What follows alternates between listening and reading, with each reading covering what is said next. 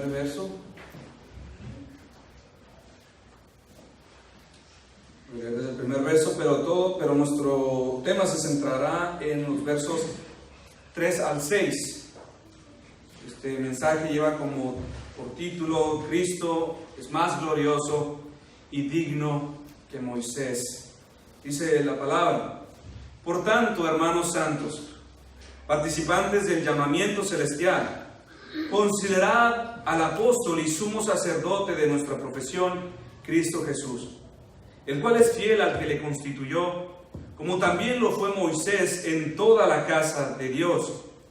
Porque de tanto mayor gloria que Moisés es estimado digno cuando tiene mayor honra que la casa el que la hizo. Porque toda casa es hecha por alguno, pero el que hizo todas las cosas es Dios. Y Moisés a la verdad fue fiel en toda la casa de Dios como siervo, para testimonio de lo que se iba a decir. Pero Cristo como hijo sobre su casa, la cual casa somos nosotros, si retenemos firme hasta el fin la confianza y el gloriarnos en la esperanza. El mensaje que estamos a punto, mis hermanos, de escuchar es muy similar al mensaje anterior. Tal vez hasta pudiera decir: ese mensaje no lo he escuchado ya, pero quiero que imagine que estos mensajes, cuando hablamos de Cristo, son como un precioso diamante. Un precioso diamante, el mismo diamante que lo podemos contemplar de distintos ángulos, pero vemos hermosura de cada uno de sus partes.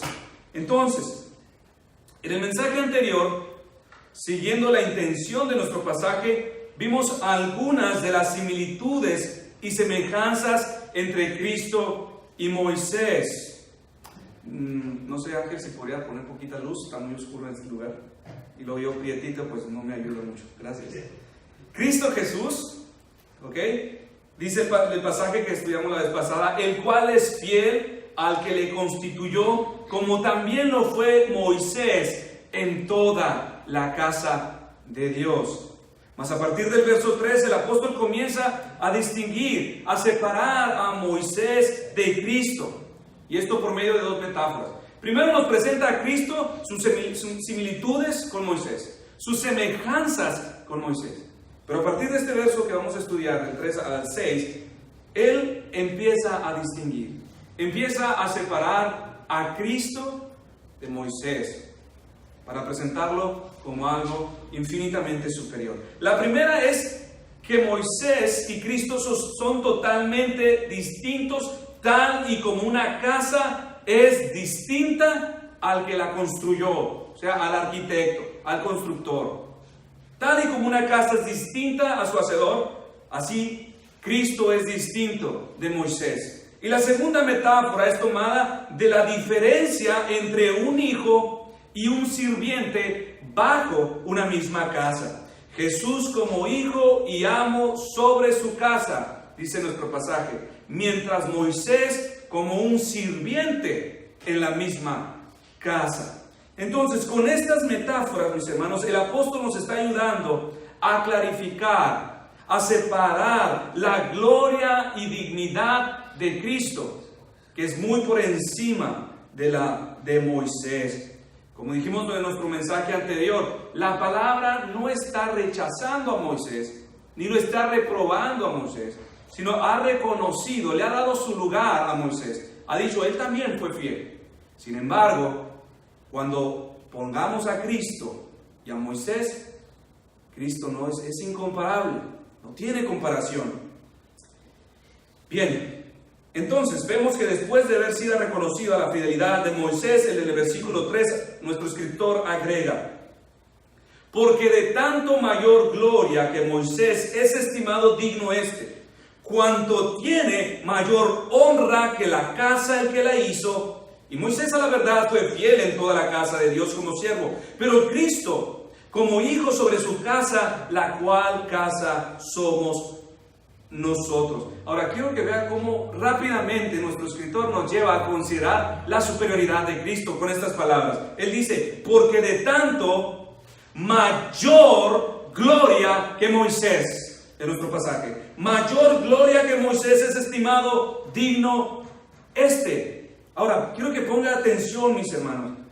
El Espíritu Santo, al estar inspirando al escritor, a este hombre, no solamente se conforma con declarar la honra y dignidad de Cristo con palabras simples, sino que para esto utilizó una palabra que en su idioma original, refiriéndome a la palabra mayor, que así ha sido traducida al castellano, esta palabra en su original denota una cantidad exagerada, un peso aplastante, una medida excesiva, desbordante, extrema, mayor gloria que Moisés. Ahora, quiero que estas palabras, mis hermanos, en el uso propio de las Escrituras, tienen este mismo sentido, donde se quiere expresar un sentido desbordante, excesivo, y tenemos en otros pasajes donde esta escritura aparece, y con este propósito. Por ejemplo, refiriéndonos a la palabra mayor, la cual ha sido traducida de distintas formas,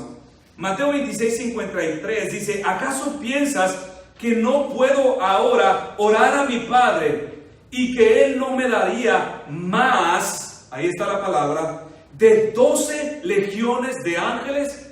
Esta palabra está junta a una expresión que quiere referirse a una cantidad excesiva, una locura de ángeles, cantidad de un ejército. Marcos 5:9, y le preguntó: ¿cómo te llamas? Y respondió diciendo: Legión me llamo, porque somos muchos. Es la misma palabra, pero ahora traducida como muchos, y es un derivado de esta misma palabra. Juan 21:15, cuando hubieron comido, Jesús dijo a Simón Pedro: Simón, hijo de Jonás, ¿me amas más? Esta nuevamente, ¿que estos? Le respondió: sí, Señor, tú sabes que te amo. Y ahora entendemos lo que Jesús se refería con esta pregunta. ¿Me amas de una manera excesiva? ¿De una manera que no tiene comparación? Mateo 12, otro ejemplo de esta misma palabra con ese mismo sentido.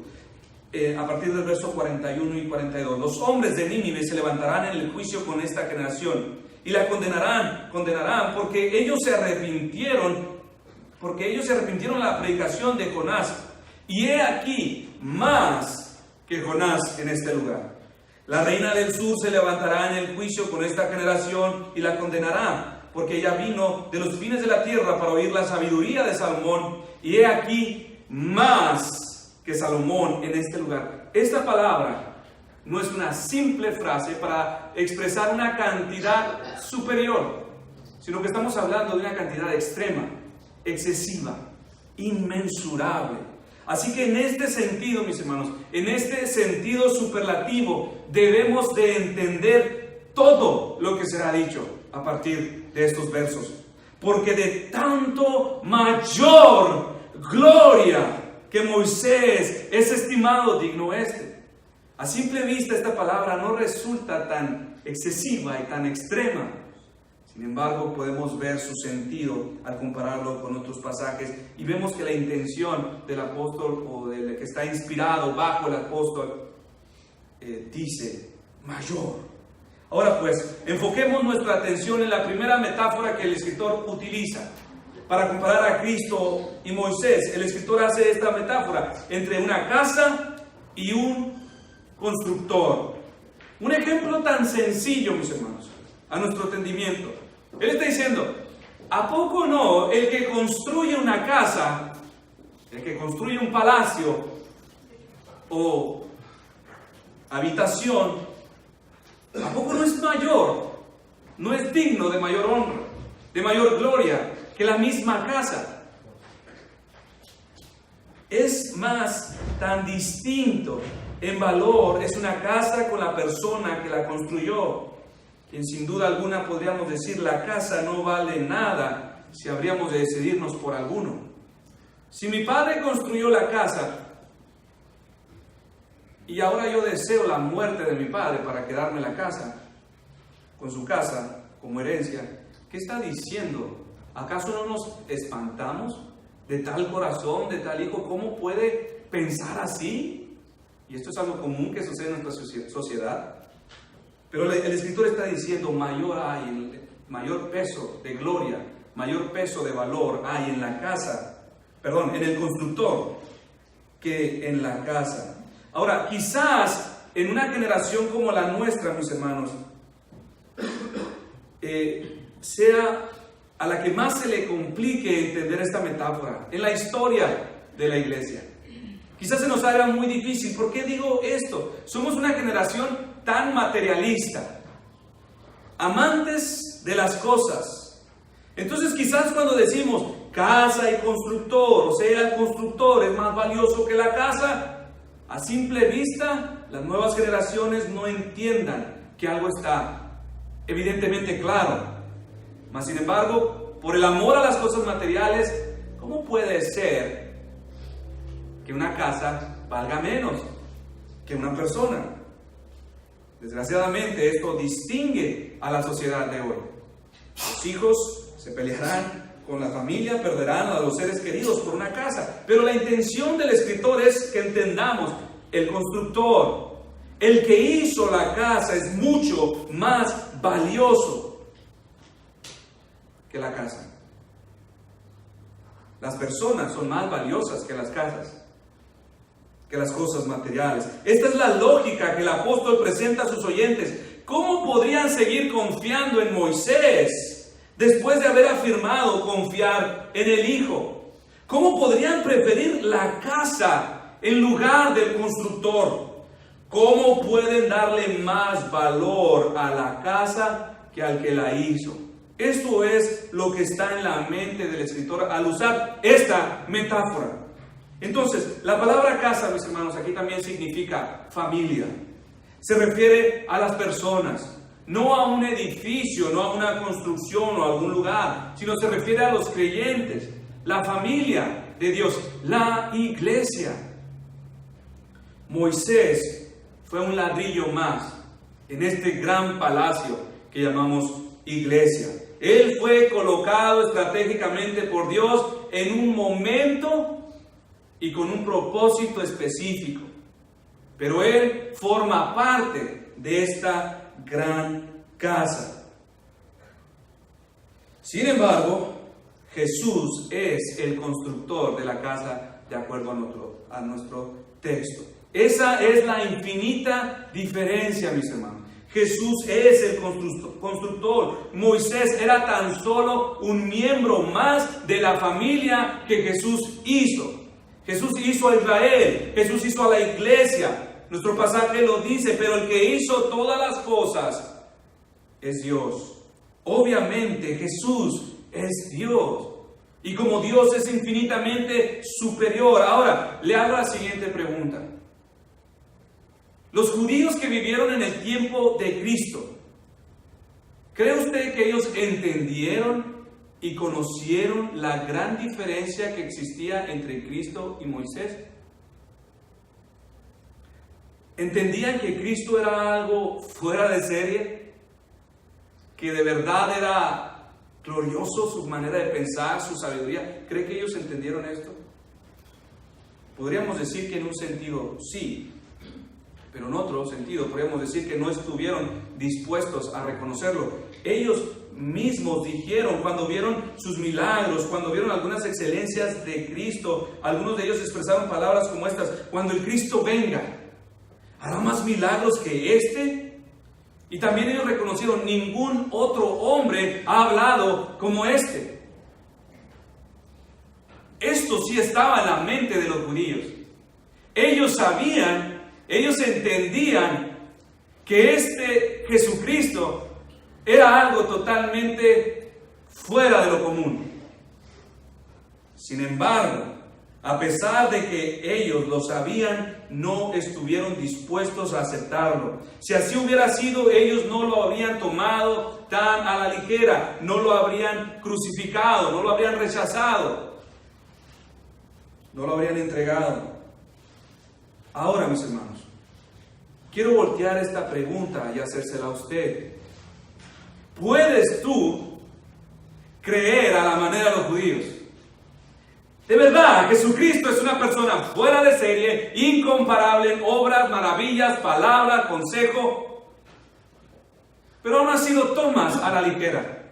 Aún así no estás tan dispuesto a reconocerlo como lo que verdaderamente es. Tal y como los judíos que lo entregaron. Tal y como aquellos que profesaban fe reunidos en la sinagoga, pero que cuando Cristo demandó más allá de su vida, de su tiempo, de sus días, ellos prefirieron entregarlo, porque no estaban dispuestos a reconocerlo.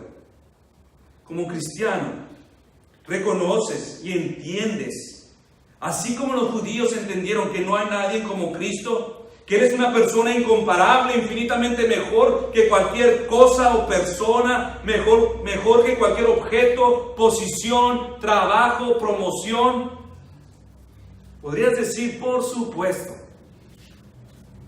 así como aquellos hombres lo dijeron, pero que sus acciones demostraban que lo tomaban a la ligera. Por eso, cuando un precio fue demandado, prefirieron entregarlo. Prefirieron llevarlo a la cruz. ¿Harías tú lo mismo? No digas de acuerdo a lo que piensas. ¿Qué dicen tus acciones? Evalúa tu vida. No sea que te suceda como aquellos que ayudaron a Noé a construir el gran arca. Y ahí estuvieron quizás bajo la administración de Noé y ayudaron a poner a sus grandes vigas y todo el trabajo increíble que le fue encomendado a Moisés. Sin embargo, cuando vino el diluvio, ellos no entraron. Señor, pero nosotros construimos el arca. ¿Cómo que nos dejas fuera? ¿Por qué cerraste la puerta? Si nosotros ayudamos a construirla. Mis hermanos, esta es la necesidad más apremiante de cada uno de ustedes. Esta es la necesidad más profunda, entender quién es Cristo. Y no solo entender, reconocer, aceptar, rendirse, someterse al señorío de Cristo. Esta es nuestra necesidad y por esta razón, mis hermanos, les daré algunas diferencias entre Cristo y Moisés. Y probaremos cómo Cristo supera excesivamente a Moisés en todas las cosas. Esta es la intención de nuestro pasaje. Vamos pues a verlo. Observemos estas diferencias rápidamente. Moisés, como mensajero de Dios, fue un gran profeta, de acuerdo a Deuteronomio 34:10. Sin embargo, como dijimos ya, Jesús no era un mensajero más de Dios. Él era el mensaje. En Juan 5:46, porque si creyeres a Moisés, me creerías a mí, porque de mí escribió él. Dios hizo a Moisés un gobernante y juez sobre un pueblo en particular, de acuerdo a Hechos 7:35. Mas Cristo es Señor sobre todo, ya sea en la tierra o ya sea en los cielos.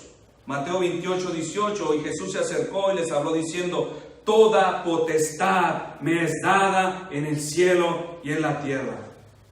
Moisés fue un libertador de la opresión de los egipcios, de acuerdo a Éxodo 3:10. Jesús, sin embargo, fue el gran libertador de una tiranía más cruel y de una esclavitud mayor. Hebreos 2:14-15. Así que por cuanto los hijos participaron de carne y sangre, Él también participó de lo mismo para destruir por medio de la muerte al que tenía el imperio de la muerte, esto es, al diablo, y librar a todos los que por el temor de la muerte estaban durante toda la vida sujetos a servidumbre.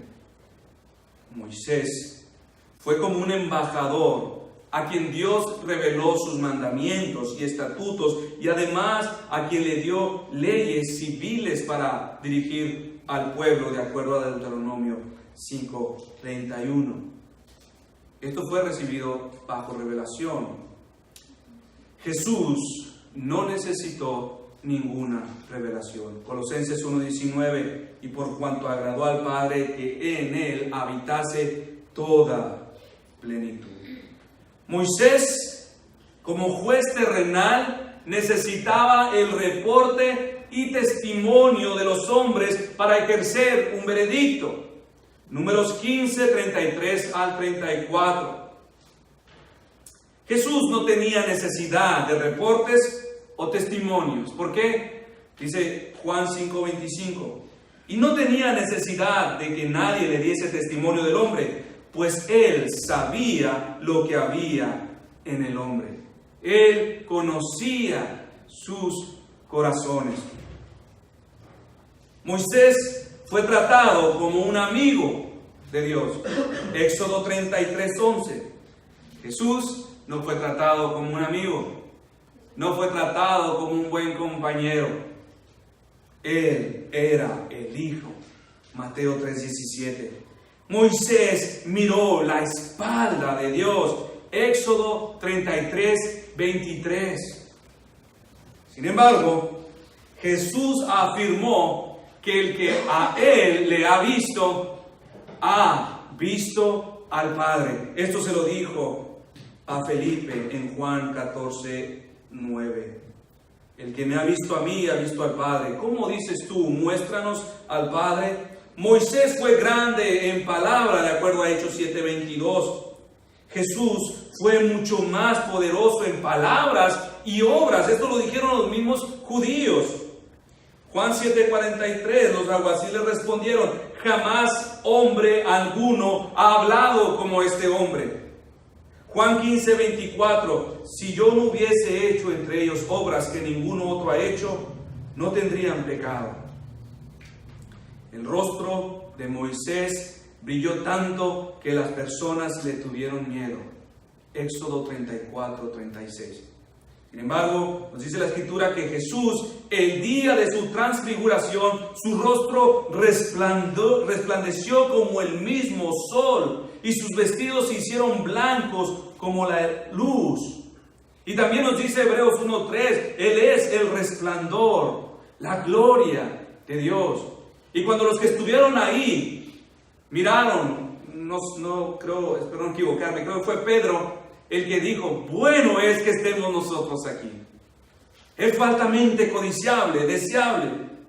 Moisés fue educado en toda la sabiduría de los egipcios, Hechos 7:22. En Cristo están escondidos los tesoros de la sabiduría. Cuando Moisés murió, la Biblia nos dice en Deuteronomio 34:6 que Dios se encargó de sepultarlo. Sin embargo, cuando Cristo murió, fue Dios quien se encargó de levantarlo de entre los muertos y exaltarlo sobre todo hombre. Así de incomparable, así de inigualable, mis hermanos, es Cristo sobre cualquier cosa, sobre cualquier otra persona. Podemos ahora ver con mayor claridad que a pesar de que Moisés fue un gran hombre de Dios, en posición, en fidelidad, eminente, excelente gobernante, en medio de la iglesia de Dios, aún él así fue infinitamente menor. Él fue hecho para una función en específica. En las palabras de nuestra epístola Él fue construido. Él forma parte de esta casa. Y lo que es dicho de Él, mis hermanos, se extiende a todos nosotros que somos parte de la iglesia. Somos casa. Somos parte de este palacio glorioso que Dios está preparando, que Jesús ha creado, que Jesús ha formado y que continúa edificando. Poco más de 2000 años. Todos somos edificados, todos somos construidos, todos hemos sido colocados en esta preciosa casa llamada iglesia. Todos hemos sido embellecidos de diferentes maneras. Cada quien tiene sus dones, cada quien tiene su lugar en esta casa, sus funciones, sus privilegios y gracias derramadas, concedidas a cada uno. Quien escribió esta carta se contó como parte de esta misma casa. Él dijo: la cual casa somos nosotros. Nosotros somos la casa. Y esto es lo que el apóstol Pablo también en otros pasajes quería sentar muy bien. En cada lugar donde él se presentaba, no quería que la gente le viera como algo distinto, como algo superior, como algo sublime. Por ejemplo, en 1 Corintios 4:1 dijo así: pues tengan los hombres por servidores de Cristo. y administradores de los misterios de Dios. Por otra parte, los judíos pecaban de idólatras. Pecaban de idólatras porque ellos tenían a Moisés en demasiada estima. Tanta estima sentían por Moisés que le consideraban su mismo Señor, su propio amo. Profesaban públicamente: nosotros somos discípulos de Moisés, al oponerse a Cristo. Y en Juan 5:45 Jesús dijo: no penséis que yo voy a acusaros delante del Padre. Hay quienes os acusan, Moisés, en quienes tienen vuestra esperanza. Entonces, mis hermanos, tal y como estos hombres, debemos ser vigilantes, debemos cuidarnos de este pecado, tal y como los judíos reconocían que no había otro como Cristo, que no había otro comparable en obras, en palabras, ni que haya hecho milagros como los que Él hizo. Ellos preferían la casa. Ellos preferían la casa. ¿A qué me refiero con esto? Muchos de nosotros caemos en el peligro de estimar demasiado a las personas que Dios pone en posiciones de liderazgo en la iglesia. Los estimamos de tal manera, mis hermanos, que si ellos caen, la iglesia se derrumba. Su esperanza se va juntamente con ellos. Y se apartan de la comunión del Señor y se apartan de la congregación. Pero hay otros que en lugar de esto tienen a los ministros en muy baja estima. Van uno al extremo, colocan sobre ellos otros demasiada estima, otros pues los toman muy a la ligera. Y mis hermanos, es un fenómeno en nuestros días y quizás usted lo entiende perfectamente lo que quiero decir. En nuestros días la palabra es más procurada y aceptada en boca de estas personas que son celebridades en la predicación en el día de hoy. Podríamos tener un hombre humilde, sencillo, y predicar una verdad profunda acerca del Evangelio. Y podría hablarnos aquella celebridad que predica en televisión, en grandes congresos, acerca de una verdad del Evangelio, pero no tan profunda. Y sin embargo, conservaríamos las notas de ese predicador. Creemos que de alguna manera lo que este hombre ha hablado es más poderoso, más eficiente que aquel que haya profundizado más en el Evangelio. Entonces, un hombre sin títulos, sin fama, podría ser menospreciado. Y es un pecado sutil en la mente de la iglesia. Y de la misma manera, mis hermanos, nosotros, quienes tenemos el privilegio de compartir, de enseñar, deberíamos también guardarnos de este pecado secreto con el cual todos luchamos. Y esta es la adulación, la celebración, la exaltación que a veces se reconoce cuando los hermanos te dicen gracias por el mensaje. Y si nadie me dice nada, entonces me pongo triste. Entonces el mensaje no fue eficiente. Sin embargo, mis hermanos, debemos guardarnos de no hacer como los judíos. Atesorar, apreciar más la casa, refiriéndonos a Moisés. Entonces, como hombres y mujeres, vamos de un extremo al otro. Unos idolatran a sus ministros, mientras otros, al saber que no son diferentes a ellos, se dan el permiso para despreciarlos, no amarlos, no orar por ellos, no obedecerles, no servir de hombro a hombro, mucho menos someterse. Y todas estas cosas, mis hermanos, nos las encarga la Escritura. 1 Tesalonicenses 5, 1 Timoteo 5, Hebreos 13. Acordaos de vuestros pastores, tener en suma estima, en gran honor, aquellos que enseñan, que predican. Ahora, saber esto, mis hermanos, nos ayudará a no esperar gran cosa de nuestros ministros. No debe pensarse que ellos son los constructores de la casa. A veces se pone demasiada presión, demasiada carga sobre los ministros cuando se piensa que si la iglesia está mal, es porque necesitamos un nuevo líder. No son los constructores, no somos los constructores de la casa. Somos parte del edificio, somos parte de un mismo cuerpo. Por eso es necesario que entendamos esto. Somos parte de una misma pared. Debemos orar por ellos, debemos ayudarles, debemos estar pendientes. Debemos pedir gracia a favor de ellos. Debemos sostenerlos, procurarlos, expresar amor, ánimo y sobre todas las cosas ser pacientes para con ellos. Porque también son hombres sujetos a pasiones tales y como las con las que tú luchas.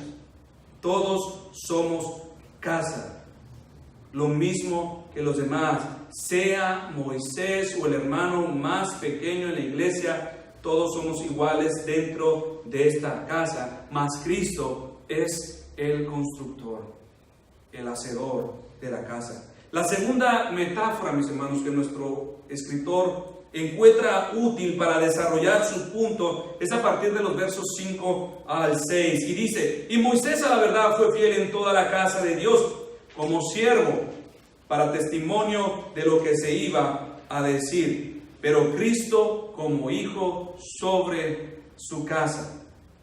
En el seguimiento por demostrar la excelencia de Cristo sobre Moisés, él toma la dignidad y diferencia que existe entre un hijo y un siervo dentro de la misma casa, diciendo: pero Cristo como hijo sobre su casa. Es verdad que nosotros también somos llamados hijos, pero aquí les he mencionado el hijo como hijo singular. Cuando la palabra de Dios se refiere a la iglesia como hijos, siempre usa esta palabra en plural, como hijos. Solo Jesús ha mencionado el hijo en singular. Es verdad que nosotros, en comparación con los ángeles, gozamos de un privilegio supremo. Somos hijos de Dios. Ellos son ministros. Usted puede imaginar, de hecho hay una fotografía muy famosa, no recuerdo el nombre del presidente de los Estados Unidos, no sé si fue Kennedy, que está sentado en su escritorio y están los ministros, estos hombres con traje negro, listos ante la atención del presidente. Sin embargo, uno de sus hijos está saliendo por abajo del escritorio del presidente. Ahora, esta es una ilustración perfecta de lo que seremos delante de Dios. Los ángeles siguen siendo mucho más inteligentes, mucho más poderosos, mucho más sabios, efectivos, vamos a decirlo de esta manera.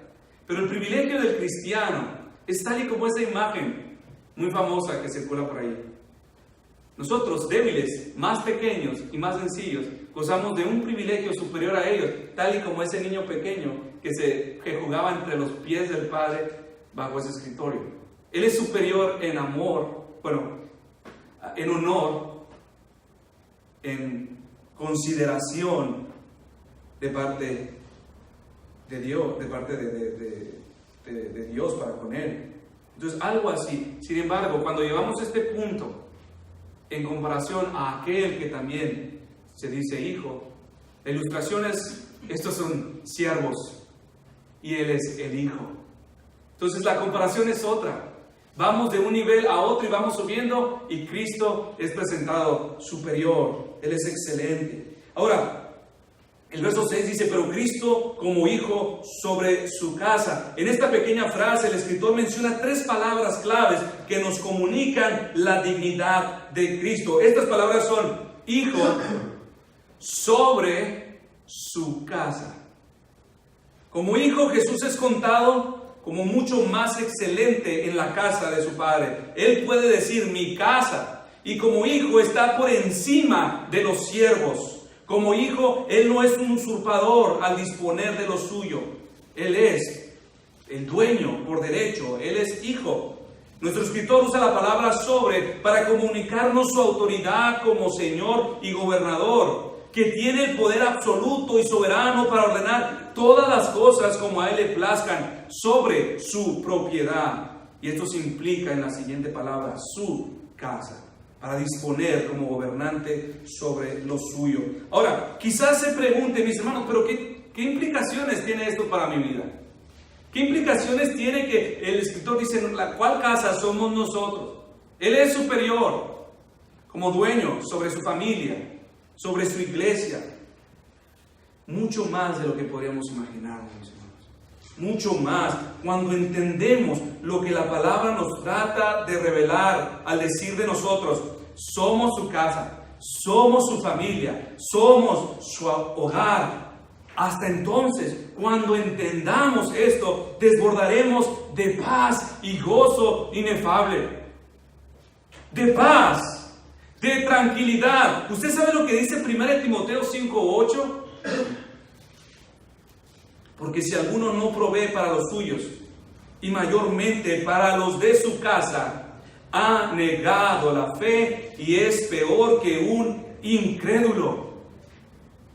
Maravillosa verdad cuando se nos dice que nosotros somos la casa de Cristo. ¿Sabe lo que significa?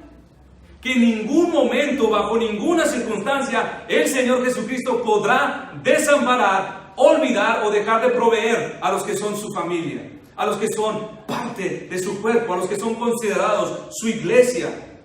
Por esto tenemos la certeza que Jesús no puede desatenderse de ella. ¿Cómo podría Cristo caer en esta forma terrible de pecado? ¿Cómo podría? ¿Cómo podría Él ser considerado peor que un incrédulo? Si esto Él hiciera, Él sería considerado lo peor que hay en el cielo. El acto más atroz, el traidor supremo por encima de Satanás. Pero sin embargo, mis hermanos, debemos entender que somos su casa y Él no negará la fe. Él proveerá para los suyos.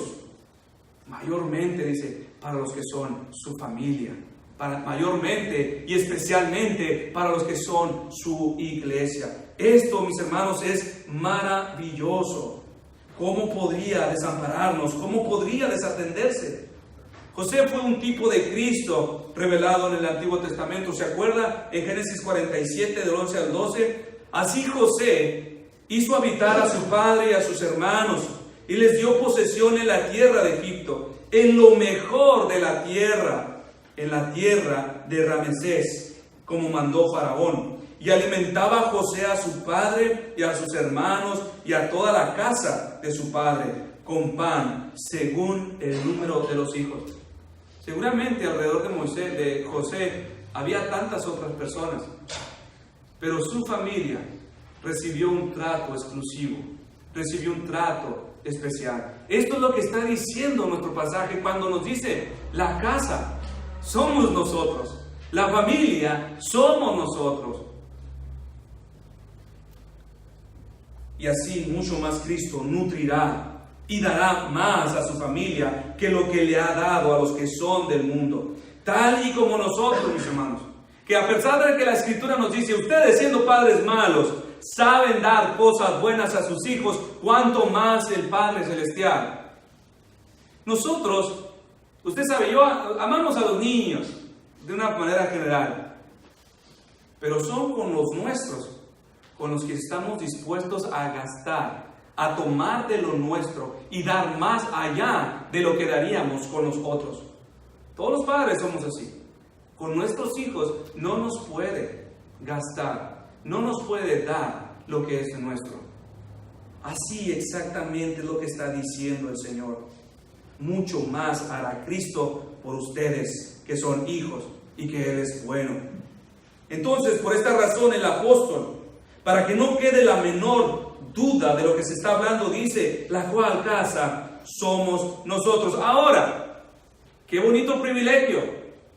Pero esto tiene, no es que tenga un precio ni es condicional.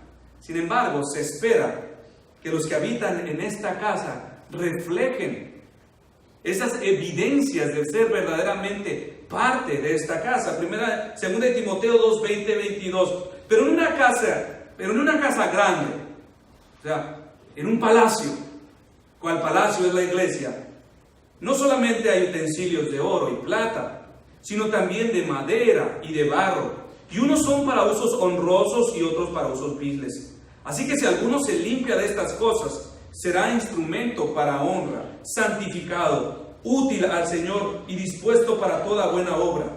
Huye también de las pasiones juveniles y sigue la justicia, la fe, el amor y la paz con los que de corazón limpio invocan al Señor. Entonces, ¿qué es lo que se espera? Grande privilegio tenemos formar parte de su casa y la garantía de que no podrá desampararnos. Siempre proveerá de una manera especial a sus hijos. Se espera que los que en ella habitan, se adornen y procuren para sí las gracias del Espíritu. Tal y como decía en la mañana, si es necesario ayunar porque siento este apagamiento, este desánimo en mí, oh Señor, necesito de tu Espíritu, estoy convencido que a través de mis actos, por medio de mis actos, lo he entristecido, ayúdame, ¿qué hago? Me duele en el corazón. Se espera que se sometan a sus gobernantes, a las buenas órdenes que han sido establecidas para el bien de ellos. Que estén contentos con la habitación y la porción que les fue asignada por el amo en este palacio. Que mantengan la unidad entre ellos, los que habitan juntos, porque una casa dividida no puede permanecer. Se espera que procuren el máximo provecho en el uso de los talentos que el Señor ha puesto sobre ellos para servir a otros, para servir a la casa, para embellecer la casa. Un palacio bien cuidado, donde quiera que se establezca, mis hermanos, roba las miradas de sus espectadores. Así debe ser la iglesia de Preciosa. Debe ser atractiva. Y ustedes, mis hermanos, son la iglesia. Debe estar bien adornada, bien disciplinados, hermosos. Si esto no es así, mis hermanos, probará que no es más que parte de una pocilga donde Satanás habita. Hay mucha diferencia entre un palacio y una pocilga. Esto es lo que implica el sí de nuestro verso continuando. Pero Cristo como hijo sobre su casa, la cual casa somos nosotros, sí retenemos firme hasta el fin la confianza y el gloriarnos en la esperanza. Como dijimos en mensajes previos, el escritor ha enviado esta carta a una congregación donde hay creyentes e incrédulos, donde ambos se reunían por igual. Y al saber esto, él considera e invita a sus oyentes a considerar la evidencia visible que demuestra que somos casa de Dios. Si retenemos firme hasta el fin la confianza y el gloriarnos en la esperanza. Aquí el escritor está destacando dos evidencias para conocer si pertenecemos, si participamos de la gloria de ser parte de la familia de Dios. La primera evidencia es que esta confianza permanece hasta el fin. Hay muchas cosas, mis hermanos, que pueden golpear su fe. Hay muchas cosas que pueden zarandear la vida de los creyentes, que pueden en un momento embrutecer al cristiano. En un momento pueden perder la seguridad de su salvación. Pero no existe tal cosa como aniquilar su fe. Es que él era antes cristiano, pero ya está en el mundo. No, nunca lo fue. La otra evidencia para conocer si somos casa de Cristo es la esperanza. La esperanza necesariamente viene después de la fe. Esto lo enseña Hebreos. Y Hebreos 6 dice, del 17 y 19, por lo cual queriendo Dios mostrar más abundantemente a los herederos de la promesa la inmutabilidad de su consejo, interpuso juramento para que por dos cosas inmutables en las cuales es imposible que Dios mienta, tengamos un fortísimo consuelo, los que hemos acudido para asirnos de la esperanza puesta delante de nosotros, la cual tenemos como segura y firme ancla del alma y que penetra hasta dentro del velo. La verdadera gloria del cristiano, mis hermanos, la verdadera esperanza del cristiano, ¿en qué está? Oh, el Señor me está prosperando económicamente. No. Oh, el Señor está trayendo mucha gente a la iglesia. No. Oh, el Señor me sanó. No. Lucas 10, 17 al 20. Volvieron los 70 con gozo diciendo, Señor, aún los demonios se nos sujetan a tu nombre. Y les dijo, yo veía a Satanás caer del cielo como un rayo.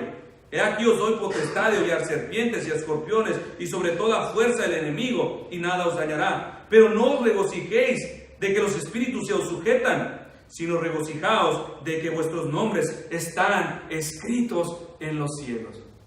Ahí está la motivación del que tiene esperanza. Ahí se confirma, ahí se establece. Los dones no son el fundamento de nuestro gozo. Expulsar demonios ha sido en las Escrituras un don que ha sido dado tanto a creyentes como a incrédulos. Judas fue uno de ellos. Tanto a creyentes como a hipócritas. Pero ninguno de sus nombres de estos estaba escrito en el libro de la vida. Nosotros los cristianos, al gloriarnos en esta esperanza, damos evidencia que pertenecemos a esta gran casa, la cual llamamos familia. ¿Cómo puedo saber si yo tengo esta esperanza? Se lo demostraré de esta manera. ¿Por qué razón cree usted que la Escritura nos dice, regocíjense cuando estén en tribulaciones? ¿Por qué razones debe la Escritura, o la Escritura nos invita a alegrarnos cuando nos encontramos en diversos dolores? Porque estas cosas nos hacen quitar los ojos del mundo, porque estas cosas nos hacen quitar la esperanza del mundo para ponerlas en el lugar correcto. La esperanza futura. Por eso dice el Señor, alégrense, porque su esperanza será más firme, será más sólida. Pero mientras tengamos la esperanza puestas en el trabajo, en el dinero, en el esposo, en la familia, en los pastores, fracasaremos. Todos los creyentes, todos los que conforman esta casa, para poder producir una esperanza firme como roca, son sometidos a muchas pruebas y problemas. Problemas al exterior y problemas en su alma. Algunas veces mediadas directamente por Dios y otras veces a través de la misma malicia de los hombres. Algunas otras son la misma expresión de sus propios pecados. No hay un lugar en este mundo donde puedan encontrar tranquilidad. Esto es dicho al creyente. Sin embargo, el lugar de su tranquilidad está en su esperanza. La esperanza futura, esta esperanza, la que a estos hebreos en el pasado les hizo salir aprobados por Dios. Esto se les dijo en Hebreos 10:33. Por una parte, ciertamente con vituperios y tribulaciones fuisteis hechos espectáculo. Y por otra, llegasteis a ser compañeros de los que estaban en una situación semejante. Porque de los presos también os compadeciste, y el despojo de vuestros bienes sufriste con gozo, sabiendo que tenéis en vosotros una mejor y perdurable herencia en los cielos. No perdáis pues vuestra confianza, que tiene grande galardón, porque os es necesaria la paciencia, para que habiendo hecho la voluntad de Dios, obtengáis la promesa, porque aún un poquito, y el que ha de venir vendrá, y no tardará, mas el justo vivirá por fe. Y si retrocediere, o sea, no retiene su fe, no agradará a mi alma. Pero nosotros no somos de los que retroceden para perdición, sino de los que tienen fe para preservación del alma.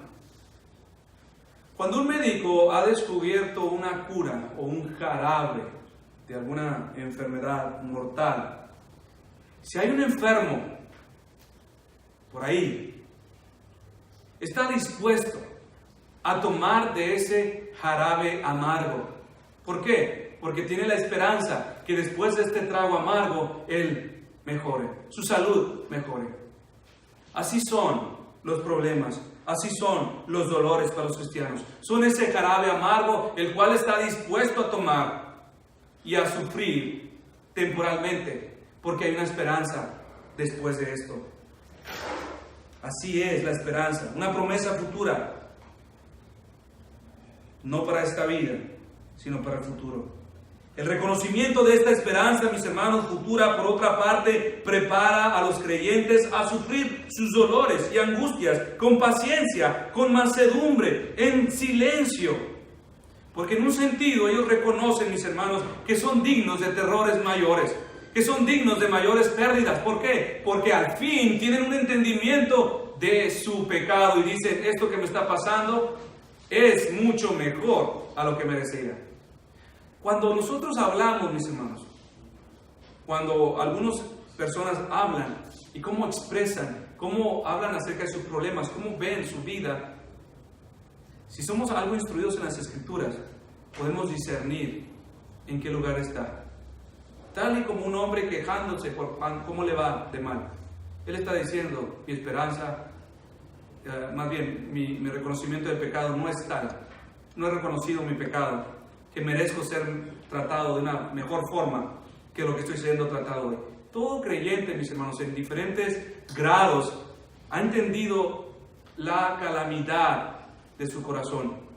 Y cuando problemas y dolores vienen a su alma, sí, claro, por supuesto, sufre y no los quiere. Pero hay algo en lo profundo de su corazón que le trae tranquilidad y dice, estoy bien con mi Dios. Pudiera haber sido peor. Entonces, mis hermanos, Jesús como Dios creó la casa, la iglesia. Y mayor honra hay en el constructor que en la casa. Pero como hombre, Él es el Hijo, donde todos nosotros somos siervos. Mayor dignidad hay en el Hijo que en los siervos, aunque ambos habiten la misma casa. Grande privilegio y firme seguridad a los que son parte de su casa, de su familia, porque tienen seguridad eterna. Claro, como dice nuestro pasaje, si conservan hasta el fin la misma confianza y la misma esperanza desde el principio. Oremos.